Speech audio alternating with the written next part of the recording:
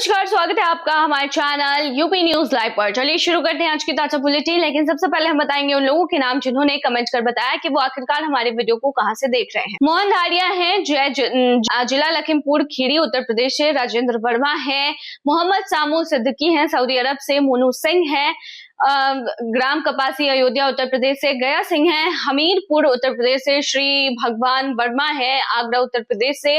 अमन surname है, ग्राम बलराज उत्तर प्रदेश से। तो अगर आप भी चाहते हैं कि आपका भी नाम फीचर हो हमारे वीडियो में, तो आपको ज्यादा कुछ करना नहीं है, आपको जाना है कमेंट सेक्शन पर और वहां पर जाकर लिखना है अपना नाम, साथ ही लिखना है कि आप हमारी वीडियो को कहां से देख रहे हैं। तो फिलहाल के लिए इस वीडियो में हम आपको बताते हैं यूपी से जुड़ी 25 बड़ी खबरें।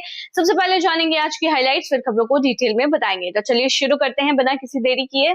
सीएम योगी ने जापान की राजधानी टोक्यो में किया है रोड शो, निवेशकों से की है मुलाकात।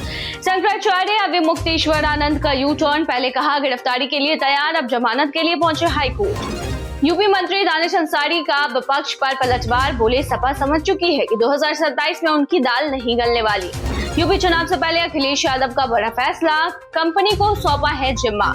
नगीना सांसद चंद्रशेखर लड़ सकते हैं विधानसभा का चुनाव, मेरठ की हस्तिनापुर विधानसभा सीट पर है नजर। अब चलिए खबरों को डिटेल में बताते हैं। सीएम योगी ने जापान की राजधानी टोक्यो में किया रोड शो, निवेशकों से की है विशेष मुलाकात। सीएम योगी फिलहाल यात्रा पर है। बता दें, उत्तर प्रदेश के मुख्यमंत्री योगी आदित्यनाथ सिंगापुर के बाद जापान पहुंच चुके हैं। यहाँ पर उन्होंने राजधानी टोक्यो में एक रोड शो भी किया।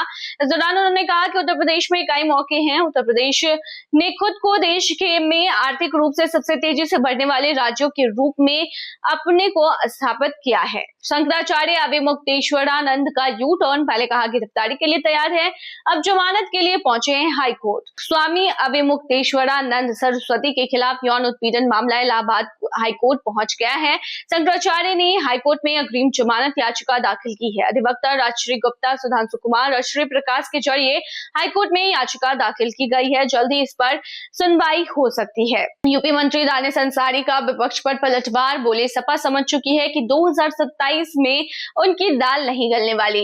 2027 में होने वाले चुनाव को लेकर अभी से ही बयानबाजी चल रही है। बता दें, बलिया पहुंचे उत्तर प्रदेश सरकार के अल्पसंख्यक कल्याण राज्य मंत्री दानिश आजाद अंसारी ने विपक्षी दलों, खासकर समाजवादी पार्टी यानी सपा सुप्रीमो अखिलेश यादव की टिप्पणियों पर पलटवार किया है। उन्होंने कहा है कि प्रदेश की जनता को सरकार की नीति और नीयत दोनों पर भरोसा है। यूपी चुनाव से पहले अखिलेश यादव का बड़ा फैसला, कंपनी को सौंपा है जिम्मा। कौन है वो कंपनी, चलिए बताते हैं। तो उत्तर प्रदेश में आगामी विधानसभा चुनाव के लिए समाजवादी पार्टी ने इलेक्शन मैनेजमेंट का जिम्मा आईपैक को दिया है। यह वही कंपनी है जिस पर बीते दिनों प्रवर्तन निदेशालय ने पश्चिम बंगाल में छापा मारा था। सूत्रों के अनुसार आईपैक की एक टीम लखनऊ पहुंचकर अपना काम शुरू कर चुकी है।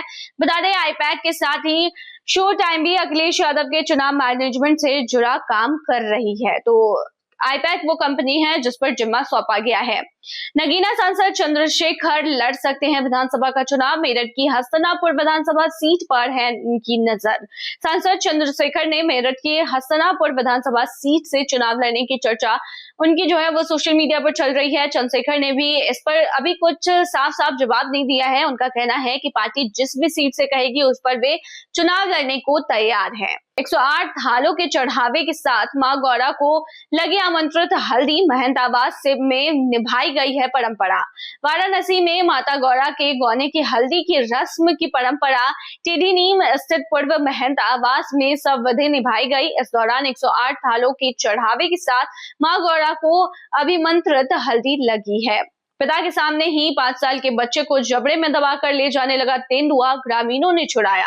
गांव शेखपुरा लाला में विकी अन्य ग्रामीणों के साथ खेत में काम कर रहा था। वहीं पर मौजूद उनका बेटा कारव खेल रहा था। कारव को जबड़े में दबाकर गुलदार यानी कि तेंदुआ ले जाने लगा। ग्रामीणों ने तेंदुए को घेरा, जिसके बाद तेंदुआ जो है उस घायल बच्चे को छोड़कर वहीं से फरार हो गया। होली रमजान त्योहारों को लेकर पीआरबी की हुई है बैठक। बता दें, होली और रमजान के त्योहारों को लेकर बैठक हुई है पीआरबी की। महुली थाना पर मंगलवार को एसओ दुर्गेश कुमार पांडे ने पीआरबी कर्मियों के साथ बैठक किया है। थाना महुली परिसर में थाना क्षेत्र में तैनात समस्त पीआरबी वाहन एवं यूपी 112 के कर्मियों के साथ होली एवं पर्व रमजान माह को देखते हुए त्वरित पुलिस रिस्पांस सुनिश्चित करने के लिए बताया है। कानपुर में भक्ति और तकनीक का अद्भुत संगम। 28 फरवरी को कैलाश खेर की प्रस्तुति से जागेगी आत्मिक चेतना। 28 फरवरी को कानपुर के CSJ AMU विश्वविद्यालय में अमर उजाला की ओर से शिवोहम का भव्य आयोजन होगा, जिसमें कैलाश खेर अपनी जादुई आवाज से शिव भजनों की प्रस्तुति देंगे। आधुनिक भजन क्लबिंग थीम पर आधारित इस उत्सव में AI तकनीक से 12 ज्योतिर्लिंगों के दर्शन, लेजर शो और शिव तांडव के साथ अध्यात्म और तकनीक का अनूठा संगम आपको देखने को मिलेगा। होली के लिए सज गए बाजार। 7,000 रुपए तक के गुलाल, स्प्रे सिलेंडर, हर्बल रंगों की जबरदस्त डिमांड। आगरा के टोक बाजार, लोहार गली और रावतपाड़ा में होली को लेकर रौनक बढ़ गई है। हर्बल रंग, हैकर मास्क और 25 किलो तक गुलाल उड़ाने वाले सिलेंडर ग्राहकों की पहली पसंद बने हुए हैं।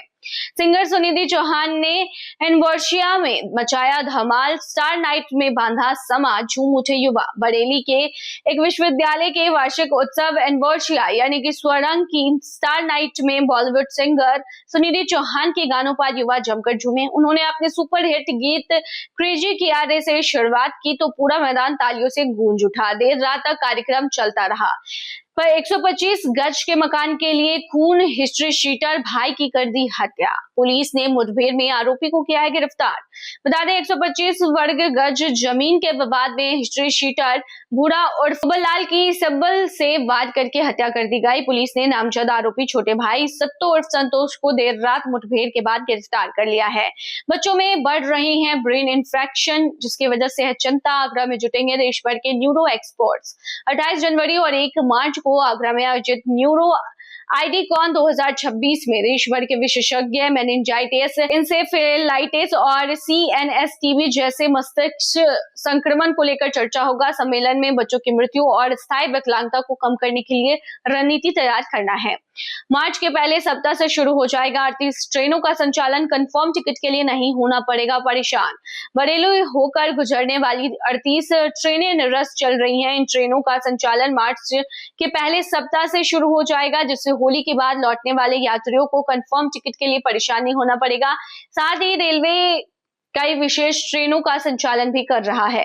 दुल्हन के घर वालों को थमा दिए नकली गहने, गिरवी रखे जेवर भी समेटे, सराफा हुआ फरार। राधे राधे ज्वेलर्स का संचालक लोगों के लाखों रुपए के जेवर गिरवी रखकर फरार हो गया है। पीड़ितों का आरोप है कि असली सोने की जगह नकली जेवर दिए गए। पुलिस ने मुकदमा दर्ज कर जांच शुरू कर दी है। बुलंदशहर में सिर के बाल चुराने वाले गैंग का पर्दाफाश। पुलिस ने 1 लाख के बालों के साथ 5 शातिर को दबोचा। बुलंदशहर की खुर्जा नगर पुलिस ने शाहपुर क्षेत्र में से मोहित, अर्जुन, टिंकू, संजय और बिट्टू नामक 5 शातिर चोरों को गिरफ्तार किया है। इन आरोपितों ने 23 फरवरी को एक बाइक पर टंगे थैले से 4,720 किलोग्राम बाल चोरी किए थे, जिसकी कीमत लगभग 1 लाख रुपए है। पीड़ित द्वारा सूचना देने पर पुलिस ने जांच की और प्रूफ जुटाए। आरोपितों ने अधिक पैसे कमाने के लालच में इस वारदात को अंजाम दिया। पुलिस ने इनके कब्जे से चोरी के बाल और अवैध चाकू बरामद कर इन्हें जेल भेज दिया है। शहीद जवान के परिवार से मिले कांग्रेस नेता अजय राय। 1 करोड़ मुआवजा और सरकारी नौकरी की है मांग। उत्तर प्रदेश के भदोही जनपद निवासी धीरज गुप्ता भारतीय सेना में तैनात थे, जिनकी जम्मू कश्मीर में ड्यूटी थी। वे वहां शहीद हो गए। मंगलवार को कांग्रेस प्रदेश अध्यक्ष अजय राय धीरज गुप्ता के परिजनों से मिलने पहुंचे और उन्होंने ढांढस बांधने के साथ ही सरकार से परिवार को 1 करोड़ की मदद की, मुआवजा और सदस्य को सरकारी नौकरी देने की मांग भी की। इसके साथ ही कांग्रेस अध्यक्ष ने अग्निवीर योजना पर सवाल भी खड़े किए हैं।